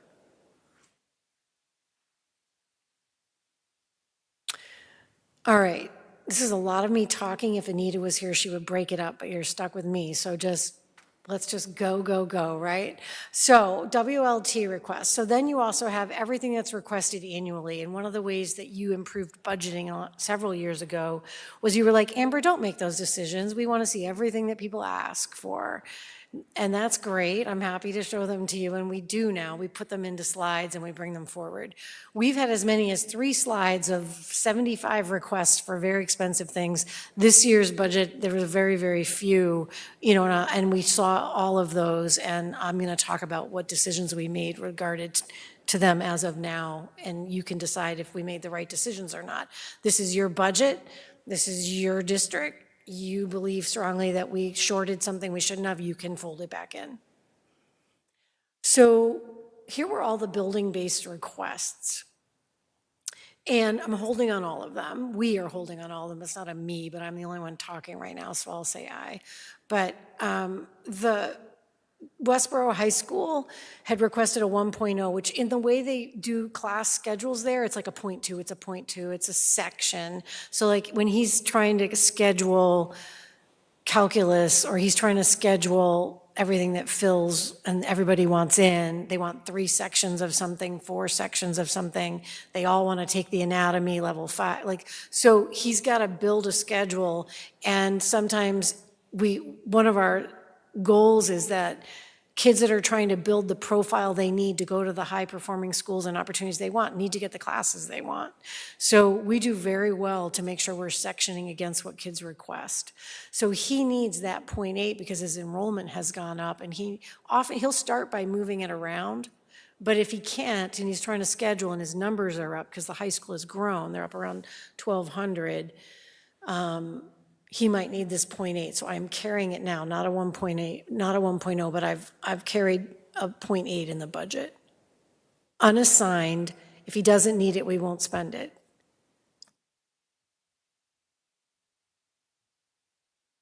Everything else is on hold. I don't believe that puts us in any desperate straits, but we'll keep this and it will roll into next year's requests. Sometimes you see requests a couple years before they fold into the budget. Building-based needs, not doing any of these, except the 2 in blue we'll manage in either revolving accounts. Like the helmets are going to be bought now out of student activity accounts. That's what that's there for. And so we'll move forward on that. And then the Gibbons testing and subscriptions, we'll do that within his regular budget. Nice artwork from our high schoolers. So that's all of the pieces that are in the budget besides salary. So 83.4% of our total budget in Westborough Public Schools is invested in the talents of our people. And that's all the people. That's custodians, admin, teachers, paras, everyone. All of the people who come here every day and do incredibly hard work. So that's where all our money is. So now what I want to do is move into salaries. Are you comfortable if I keep moving forward? Okay. Oh, and this quote, I love this quote. We used this quote as an inspirational PD day and work with our faculty this year, and it was a great place to start the year to remind them that they chose the profession that helps build all others, and they don't take that lightly, and neither do we, and I just think it's, before we talk about 83% of our salary being in people, I think it's important to remember that they're the people that make it happen. So here are the salary, and I'm going to go bottom up in terms of this. This shows you the salaries by unit, and then all of the other things that make up what is considered salary, because it's all used around all the pieces where we are paying faculty to do the work of the district. Their salary, their base salary, and then the other add-ins that are, part of salaried work with our faculties. Okay, so when you look at the bottom, you can see that the overall salary increase is 6.54% this year. And the other way to look at that is if you go back to the top, if you look at the top, you'll see that basically the vast majority of that 40 million is sitting in teachers, because that's the largest unit. That's the unit that has the longest standing group. It's the biggest group that we have, and it's the best paid table, right?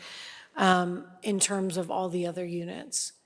So structurally, you basically have a parallel there. You see that the overall increase is a 6.54% increase, and the largest increase is at the top there because it's the biggest unit.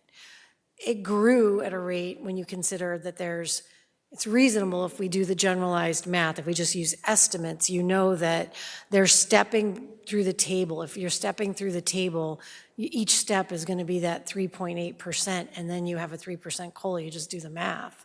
You've got a portion of our table, about a third of them, they're at the top, and they only get the COLA. So you're running all those calculations, and then you're just dropping it into, here's what we budgeted, here's the increase, and there's your total, okay?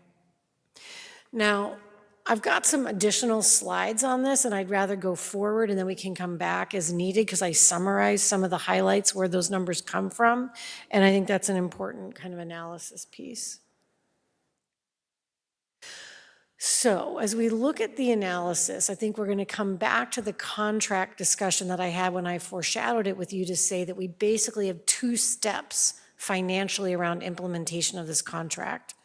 We did so many of these contracts, we didn't finalize the MOU for the changes to leadership work with our department heads and our curriculum coordinators, and a lot of those changes until May. So we anticipated some of those costs, but not all. And then custodians were last to finish. I think they were in the mix, and all the others, by the time we had signed contracts, like that was well past our budgeting phase. So we built in money that we thought would cover the vast majority of it, and we have areas where we didn't have the funding to cover that difference. So it's basically a 2-step implementation financially. We're carrying part of it this year, and we need to carry it. We carried it part of it this year, we need to carry it part of it into '25. The other way to think of that is you could have had a 5% last year. I mean, really, you can pick the differences, you know, in the sense that you could have made it all in one leap. We could have come back to fall town meeting and requested those funds. I feel like we have built a budget that moves us through this year that we can manage. These are the gaps you need to understand are built into those percentage increases. So if you do some of that math, that's almost $500,000 there that folds into that salary number, which is basically almost 1%, you know, in kind of round numbers.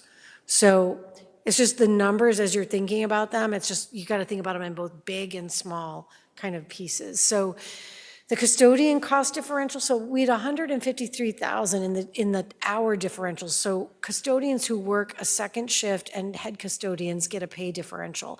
And when we rolled that contract, this is last year, David hadn't carried and needed to carry and did a fine job with all of this, but the differential wasn't calculated into the total he thought we needed. So the 153,000 is the differential, which is substantial. If that was the only one, we'd be fine, but by the time we finished all those other contracts, you know, that folds in a 2-step process for us to make sure that the salaries are coverable year over year.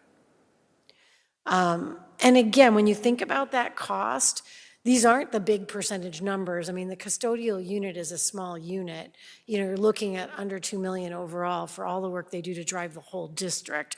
But when you look at the increase, so the increase can feel bigger, it's a smaller number. So, you know, that percentage is just, you know, hit us harder because it's against that number. Tutors and paras, carried a proportional gap of, again, pieces of their budget implementation that are part of their contract that we have additional funds to layer in this year to cover 190,000. And then the leadership work, which we finished in May, moves a bunch of people around to increase their coaching and feedback work. And in that work, it moved department heads back into coaching and feedback work, which they hadn't done in 10 years. So we negotiated that transition, and it involved giving them additional release time. So the 0.6 is actually coverage for a 0.2 for several of them to give them additional release time. So we have that's literally like new people that cover them so they can shift in to doing better coaching work and feedback and supervision. All of that folds into contract changes that can't be covered year over year as they stand right now. Yeah. Okay, to ask questions You now? can, you get go, yeah. I mean, if you could just help me understand on the previous slide, Like if you look at the custodians, the increase in 25 is 236,000. Wait, say it again, sorry. Right here on the custodians, the 25 increase is $236,000. Right, and on the next one, the differential is 153. So Well, so if, another way to think of it is that number should be $153,000 higher than it is. You know, in that sense, it should have been this year that much, so it's that much, it would have been 153 less if I had built it in last year, if you think about it that way, like if you want to look at it. So that 153,000 is built in there to the total we need to get to, where I gotta run it across here, the 1,892,000 that it takes to pay them all what we contracted them to do. okay. Does that make sense? So the total increase that you see there, the 236,961, I'm just calling out that 153,000 of that is added in now, which is why that's a higher percentage than it would have been. So I think it's just important to understand where those numbers come from, because if you look at the bottom, I mean, some people might feel like, okay, given what we know our tables are doing and the increases that people are getting, overall 6.5% is what you could anticipate to implement all those contracts. But typically, I think if you look at our salary increases year over year, they've been 1% lower than that. So I think it's in the differential, the two steps around the way we're implementing these contracts. So it's a little higher, so I'm just giving you explanation. Does that make sense? I mean, we're gonna go back and forth on these. I mean, you know, and you're gonna watch the text to see what Anita's saying about my description. And lastly, I think, so you have these pieces of contract which are now kind of folded into that total. So when you think about that total being, I think it's, if you look year over year to the salary increases, the overall salary increases here is a little higher. So I'm just explaining why. And it fell into certain core areas, and I just, you know, I like to be able to run the numbers and attach it to something. Like I can attach the 15218 to very specific pieces of contract walkover that we need to be able to be accountable for. So the last pieces that are non-union, which is all of your principals, all of your, it's central office, it's some maintenance people that are non-contract, so it's all non-contract people that are not in a unit. We had several new contracts that were negotiated higher. Some because we were gonna lose people, some because we hired new people and they were leaving salaries that were substantially higher to come take a bigger job here. So you're in a negotiation. You have to bring in those salaries advantageously to bring people on board you need, but those settled higher than they have in the past. I just think it's the industry standard is shifting. So we're trying to stage that in over time, but all of those are real dollars that impact how the non-union number, you know, comes into play as well. So, you know, all of these are indicative of it's costing us more to hire people, find people, and keep people. And, you know, we're trying to remain competitive.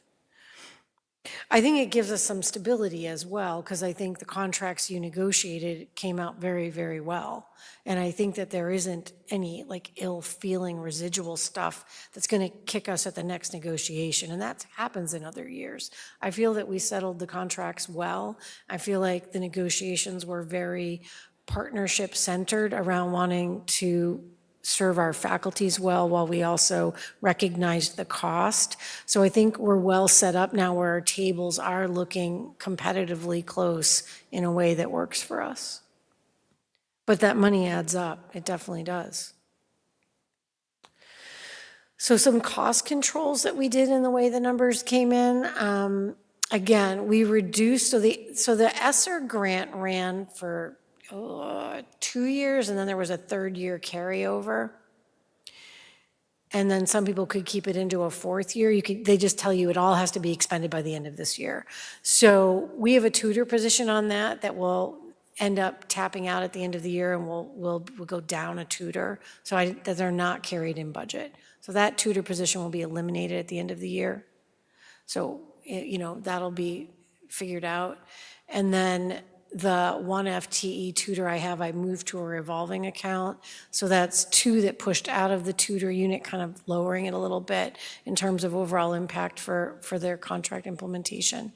And then we also moved the lunch coverage costs, which was the 58,000. You saw that in the other request initially.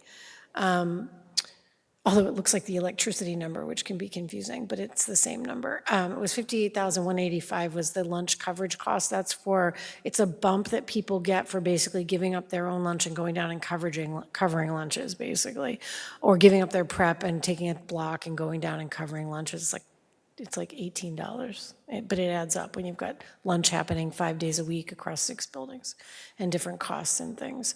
So all of those, again, are contractual. We pushed all of that into the Chartwell revolving account because it's part of providing lunch and food service, and so we feel like comfortable that it can sit there.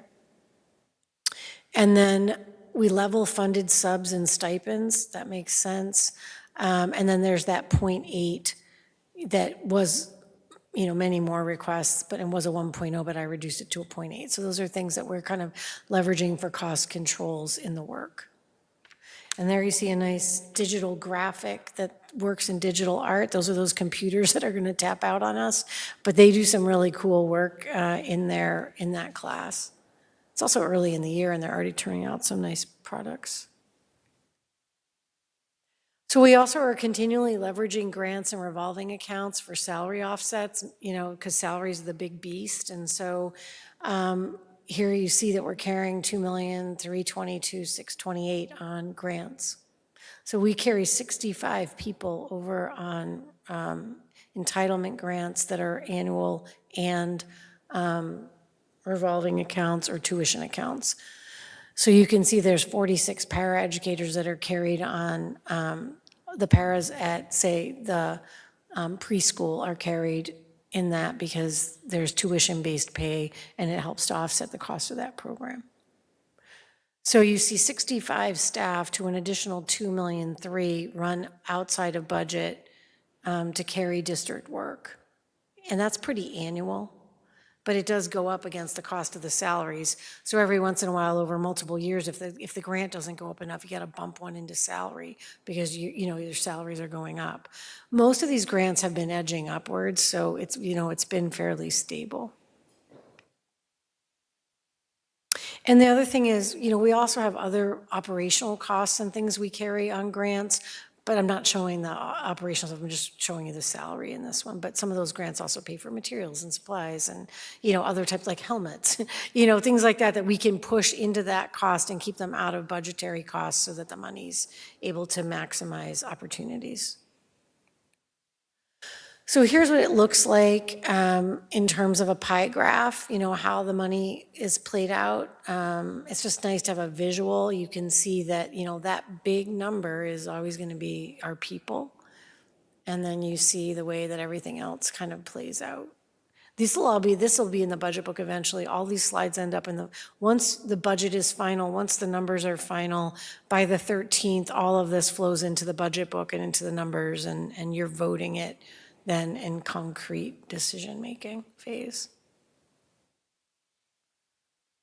So here's what it's looking like as of now when you kind of look at the total numbers. And this is, again, just a carryover of all the numbers we've been talking about. And it's a typical slide that we produce annually for you. So if you look at last year and you look at this year, one of the things that I want to be clear I'm not doing again this year is when available, there's times when we use community ed to offset electricity and funding costs. It's always done at the close of the year. And I think the way it was done last year as kind of a pilot, it's basically the same conversation you have all the time at town meeting where they say, if you run operational costs out of free cash, you're just losing ground against your operational budget growth. And so when you cover 200,000 of budget up front at the start of the budget cycle, you basically are losing ground by 200,000 automatically, because operationally, unless you can do that every year, year over year, you're gonna be losing ground. It would have to be more, because if it's put against salaries, salaries grow. So last year we did that. Again, we're always working collaboratively with the town. We wanted to bring the number to a place. I'm not doing that again. I would not recommend it. And so the number you have in front of you right now is 5.86% to do all the operational pieces we've just walked through. So you see the total for salaries, you see the total operational maintenance, and the total budget as we're working it through at this time.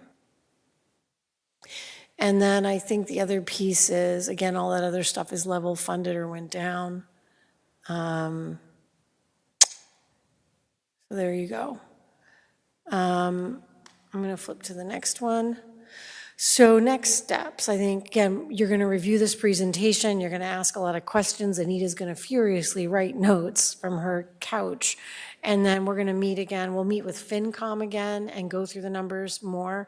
We'll take public comment questions and fold them into the review pieces. You'll all push back on the pieces you want. We'll continue to do all that work. We develop that into a final recommendation that is made to you on the 13th and shared with you along the way so that you're moving towards a final vote. And there we go. I know, cute artwork to finish. That's that's Fails School, I think, first grade artwork.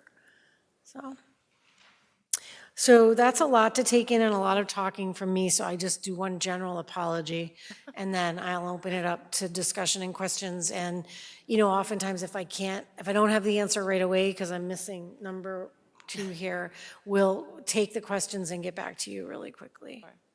I think as part of the public hearing process, we will open it up for members of the public who want to comment on the budget. So if there's anyone who'd like to come up, sure. Again, if you could just state your name and address too. Thank you. Wilfred Savoy, 41 Chestnut Street. A couple of questions, and I'll refer to the slide numbers so you can. Just slide number 3 sort of emphasizes my point that I made earlier. The highlighted section that says that the budget would be available to the public. Slide 3, I believe it is. Yeah, go back there. So, you know, I really don't consider, and I don't think it's considered this to be a budget. So I'll make that point again, that it should be a budget provided to the general public for comment, not the presentation, although it's a nice presentation. The other slide would be 22, and you may have answered this question. The acoustics are bad in this room, so Yes, they I are. might not. But the two items on slide 22, administration. And by the way, I'm happy to see this page back again this year. Thank you. The administration increases, 22. Yep, almost there. Find There it. you go. There you go. Okay, administration, 19.23%, and custodian. I don't know if you explained that or Yeah. not, but I would like an explanation on those two. And that's Sure. it. Great. Thank you. So I will do, and I'll make sure I talk. And again, if you want to stay, if you can, we can also sit down and go through it together. So on the next slide, I'll pop up there. So you can see the custodian cost is higher because when we completed, we carried costs, we carried anticipated potential settlement costs. And we didn't carry in that anticipated plan.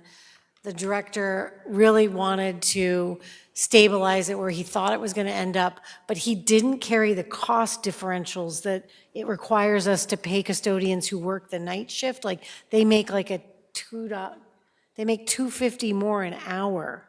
So he didn't run that strand of the calculation into his projection. And so that's $153,000 less than needed this year to make sure. So when you look at that total of the custodial cost, this is the same question that Yakub was asking, the $236,961 is $153,000 higher than it would have been if we had been able to pull that cost in and request it last year. So, right, because this is year one of implementing the contract, but we're basically covering the 153 with other cuts this year because we didn't have that differential built in. And so, again, when you're negotiating, there's two ways we could have handled it. We could have gone back to fall town meeting and requested the 153. The decision was to try to cut other things this year, cover the 153, limit what we could in terms of overtime and other impacts so that we could then build it into 25. So that number is running higher, and so I want to call that one out and make sure that we're clear about it. And then the other one, the admin, relates to... One Oh, say go second, ahead. Anita is chiming in. Oh, what is Anita saying? She's just saying, had we budgeted it appropriately, we would be seeking a 4.7% increase Okay. this year. So if we had if we had built in the 153, it would be a 4 point what? 4.7. It would be a 4.7 step for them instead, but it's got the additional layer in there because we didn't carry it forward when we built 24. Thank you, Anita. The other one is see the leadership work there. There's two pieces there, which is when we built the crosswalk where we brought a bunch of other people into that unit to pick up new work, you see an additional 153,218 kind of built into a component of the cost of that admin percentage. Where am I? Just a slide after. Yeah, yeah. In the, well, it's in the admin. The .8 department head falls in salary, but the rest of it falls into the admin unit, which is, again, the 19.23%, right? Which is the $280,000 increase. So when you're looking at that cost, I can break it out. Do you remember, Tam, what we did? No, it's their contract because we added time and we had them pick up additional responsibilities. So they basically picked up supervision and evaluation and more days. And so in walking them into that contract, they took a substantial bump forward because we basically pulled them out of Unit A and into that unit. So, great questions. Thank you. Anyone else would like to make comments on the budget? All right, thank If there you. aren't any further questions, then I'll request that we move out of the budget hearing. Can we just see if there's any questions from I the... thought you just asked that. Oh, no, I meant the people out there. It's these people here. The people. You have a question? Do you? Okay. I was asking if anyone in the general public wanted to comment, and then I told the chair that we should allow the committee members to also make a comment before we close the hearing. Sarah, I think you were starting to ask a question. No, I wasn't actually. I actually don't have questions at the moment. There's usually a stunned silence after we do the first round of budget numbers, and then everybody goes home and looks at them again and again, and I'll get questions. So the question door is wide open, and, you know, again, big numbers are part that you've seen along the way.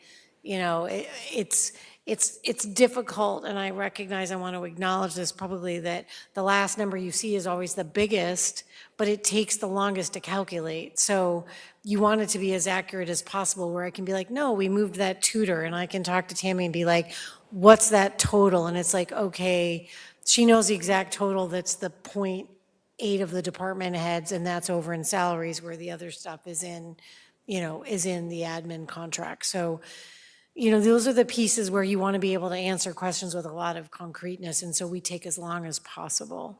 But I apologize, because I also feel like it's hard to then see, like, it's all coming together now, and we feel like we're on a ticking time clock to come to decisions. But you have time, so. I have a question about the circuit breaker. Just talk into the Yep. microphone. Oh, yeah.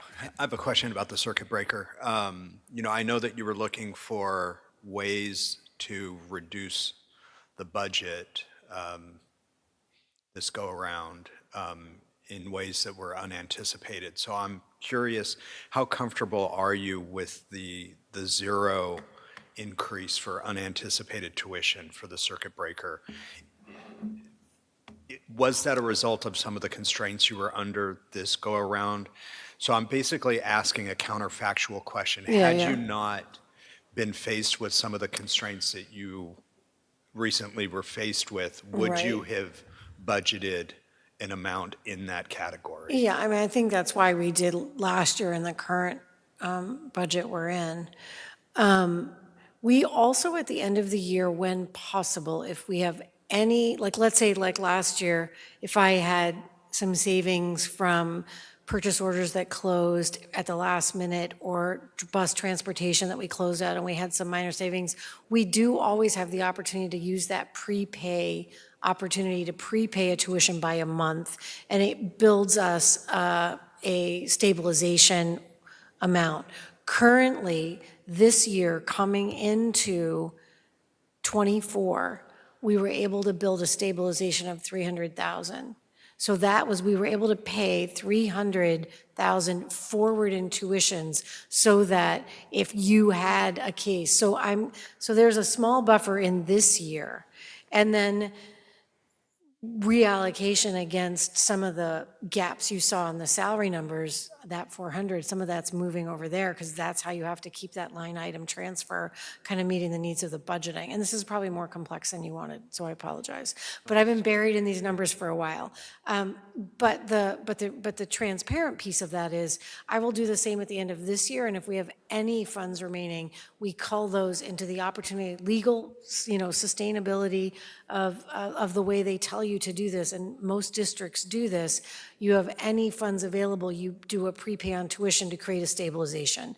I anticipate that we will be able to do that 300 again. Like, let's say we didn't touch it, you'd get a roll forward of at least 200, it would give us a little buffer. So it's a risk, but a relative risk that I feel like, we'll track all year, and if needed, by March town meeting, if we had to say, like, we've had 5 kids go out, and I'm gonna have to request this go up, that's what we have to do between now and town meeting, and I don't anticipate that's not how it's played out for us, over years. But '24 is tighter because of those salary differentials gaps you saw.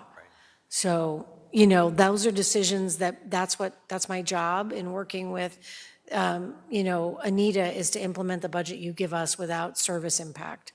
And that's what we're constantly kind of, managing. I think, would I be more comfortable if there was some money there? Yes. But we also have to come forward with, those questions will be asked of us by everyone. And so I've presented a conservative, I'm doing what I think you want to see. You might decide as a team, you want 100,000 in there, that's you. Like, my job is to bring you the numbers, lay them out, and let you kind of have those final discussions. I'm always cognizant of the relationship we share at the town level and our responsibility to bring in as tight a percentage as possible. Like, that's always right here when we're building that budget. So I pulled those costs over so that we can bring in as advantageous a number as possible. So I noticed that the operating and maintenance budget increased by 1%, 80,000, and the salaries increased by 6.5%. Was it? So my only question is: are these typical numbers? I have not, this is my first budget, so I'm just trying to understand. Considering the inflation, I would say 1% for the operating and maintenance is not too bad. Is that breakdown typical for these increases? I'm just flipping to the numbers myself here. I think you have to identify the fact that there are 2 new employees by title in the facilities department. And each one had an increase in pay. I think that's where that number comes from, the 6.5%. So, Yakub, I'm not following your question, but so I just will apologize up front. And can you ask me again, please, so I can get to the right slide? Yeah, I'm looking at slide 27. Okay, thank you, that helps me. Let me just get to the slide so I can look at what we're looking at the same thing. Okay, so walk me through your question, I'm sorry. It's not really, okay, so the entire budget breaks down those 2 big numbers, the operating and maintenance and the salaries. Right, So the operating and maintenance increased by $80,000, which is about 1% increase, yep, right? And the salaries increased by 6.5%. yep. So I'm just asking, Steve already answered that question, I guess, just if that breakdown of increases is typical, that the operating and maintenance increases by a small number while the Yeah, no, salaries that's a goes up. great question. So one of the goals so if you look at years of negotiations and years of work, and the faculties and the unions worked with us to recognize that, and Steve is the person who could speak with depth about this, that you can't have 100% of your budget be salaries, you got to run the district, and there's other things that have to happen. And there's this proportional relationship between faculty and staff and people who want to make a wage that lets them, live well. None of them, they feel like they can't even live in our community anymore. So there's all these tensions and discussions around that. And so, you're looking at the proportionality of where's your most important thing, your people. So the vast majority is there. But when we were negotiating contracts, the goal was to keep them as manageable as possible so that we could garner more money available for the other things we need to do in the district, the operation and management. The proportional split is about typical. I would say that if you look at multiple other districts, generally 80 to 84% is going to be staff. We run a little on the higher side. Not extensively so, but, against the complexity of our kids, we're right in line with where we should be. And for wanting to be as high achieving as we try to be and work to be and to sustain, those are things that we have to have. When you look at the percentage break, it's pretty typical. But I want to point out one other thing. You have grants and revolvings and other funding sources that also feed some of that operational piece. So there's probably, again, in your grants and revolvings, you're paying for like furniture sometimes, you're paying for other things. So there are other drivers that you can do that are fixed, what we call fixed costs, where you can go into those and pluck what you need and use it. I can buy new cafeteria tables one time, boom. Not the same as having to build a budget that grows that salary number. So I think proportionally we're about the same, but the vast majority of our grant revolvings, pay for kind of those offset things, as well as the capital when you're on that committee. So you know that there's things that feed that other arm. The budget basically carries all the people. Thank you. Anybody else? I can make a motion to end our public hearing. And I'll second it, thank you. Okay, you'll second it, okay, and we'll just do a roll call vote to end the public hearing. Moscow, yes? Vincent, yes? Correct, yes. Bachelor, yes? Shamsunin, yes. Right, we are out of a public hearing and continuing on with our regular agenda. I'll just point out that, it behooves now the school committee to review the documents here and, follow up to your point on certain things in the budget that either need to be explained or for that matter, that you would bring forward perhaps to offer something else between now and the 13th of the month. So with that, I think we have one other item before executive session, and that's the capital planning update. This is so brief. It's basically to say, I went and I reported. So you remember that the capital items that we prepared and presented and have talked about multiple times, Mill Pond roof and the 3 roof pieces at at the high school, and then the number waiting on Hastings ADA. Those are our packaged capitals this year. We went and we presented to the committee. Kelly and I felt it went well. They're just such a nice group of people. They're so invested, the amount of time they put in to understanding the complexity of all of that stuff. I just want to give a shout out to the process and how thoughtful they are and what a nice group they are to work with, because you're there with these horribly giant numbers that pain all of us, while we also are the group in charge of taking the responsibility to make sure we don't have crumbling buildings in our future. So, it's a committee of really hardworking people, and I just want to say that our meeting with them went very well, and then we'll continue to move that process forward through FinCom and Select Board and everybody. So it was well received. I didn't feel like they asked any questions that raised for me a sense that they didn't feel that the decisions, were off point or anything. And we had a good conversation. So that's my report. So that's status quo as of now. Good. Thank you.